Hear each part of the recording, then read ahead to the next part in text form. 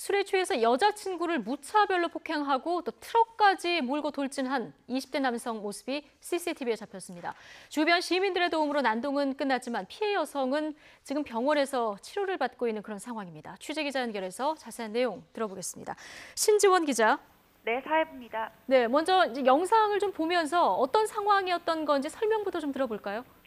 네, 어제 새벽 2시쯤 서울 약수역 인근에서 벌어진 일입니다. 거리에서 전화를 하던 20대 남성이 또래 여성을 마구 발로 차고 주먹질하는 모습이 CCTV에 잡혔는데요. 화면으로 보시는 것처럼 벽에 밀어붙여 마구 때리고 도망가려는 여성의 뒷목을 낚아채 바닥에 내동댕이 칩니다. 자세히 보시면 피해 여성이 바닥에 쓰러진 뒤 잠시 의식을 잃은 것처럼 팔다리가 늘어진 모습인데 남성은 전혀 아랑곳하지 않고 이를 말리는 시민들까지 위협합니다. 가해자는 22살 손모 씨로 피해 여성과는 1년 정도 교제를 했고 사건 당일 근처 식당에서 함께 술을 마신 것으로 확인됐습니다.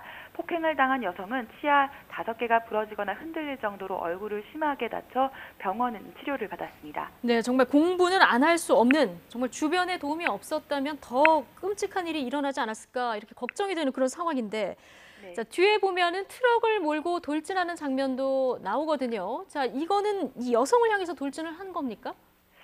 네, 일단 주변 사람들은 그렇게 진술을 했는데 경찰 조사 결과는 좀 다르긴 합니다. 예. 가해자 손 씨의 폭력은 일단 주먹과 발로 때리는 거에서 멈추지 않았는데요.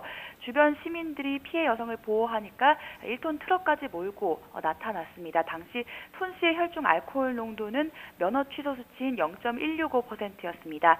자세히 보시면 이게 손 씨가 도망을 가는 게 아니라 피해 여성이 있는 쪽을 향해 마구 달리는 것처럼 보이는데요. 예. 손 씨는 경찰 조사에서는 내가 사람을 치려고 그런 게 아니라 도망가려고 그랬다라고 진술한 것으로 확인이 됐습니다.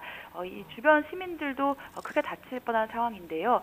시민들이 직접 오토바이를 타고 손 씨의 행적을 끈질기게 추적한 끝에 경찰의 현행범으로 체포될 수 있었습니다. 당시 현장을 목격한 시민의 말 한번 직접 들어보시겠습니다. 차가 뒤에서 차 좀 큰 차였거든요. 차가 이쪽에서 와서 이렇게 돌아서 한 번 더 오더라고요. 그러니까 좀 사람을 차로 치려고 하는 건가 그렇죠. 그래서 피하다가 다리 쪽에 찰가상도 좀 있고 했죠. 네. 자, 그런데 폭행도 했지만 폭행을 넘어서 지금 트럭을 몰고 돌진까지 한 그런 상황인데요. 지금 처벌은 어떻게 됩니까?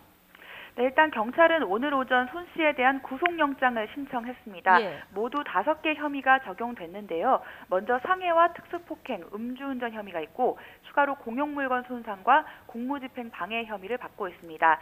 가장 혐의가 높은 특수폭행 혐의에 대해서는 5년 이하의 징역 또는 1,000만 원 이하의 벌금형에 처할 수 있습니다. 보도가 나간 뒤에 네티즌들이 남긴 댓글에는 살인 미수 혐의를 적용해야 되는 게 아니냐라는 그런 분노에 찬 반응도 상당히 예. 있었는데요. 경찰 조사에서 손 씨가 아까 말씀드린 것처럼 사람을 치려는 게 아니라 도망가려고 운전했다고 진술한 만큼 살인 미수 혐의를 적용하기는 어려울 것으로 보입니다. 신지원 기자. 지금 저희가 화면상으로 볼 때는 여성을 향해서 이제 돌진하는 듯한 그런 모습이 보이고 주변 사람들도 증언을 해줄 사람들이 있지 않습니까? 근데 이게 네, 지금 그렇습니다. 증명이 어려운 그런 상황인가 보죠? 예, 하지만 그 의도를 예. 구체적으로 명확하게 입증하는 거는 굉장히 어렵기 때문에 또 다른 혐의들도 많이 적용되고 있는 상황이기 때문에 예. 살인 미수 혐의를 적용하기는 좀 무리가 있는 상황이라고 합니다. 그렇군요. 또 범행 동기에 대해서도 조사가 됐는데요. 손 씨가 평소 동갑내기 여자친구가 자신을 야, 너 이렇게 부르는 등 무시하는 듯한 언행에 불만이 있었다고 합니다. 그러다가 술에 취하니까 폭행을 휘둘렀다고 그렇게 경찰 조사에서 진술한 것으로 확인됐습니다. 현행법상 데이트 폭력은 관련 특별법이 없다는 점이 좀 주목할 만한데요. 가정 폭력 같은 경우에는 특별법이 있어서 경찰에서도 여성 청소년 수사과에서 별도로 수사를 맡습니다. 하지만 데이트 폭력 같은 경우에는 일반 현장팀에서 수사를 맡고 있고요.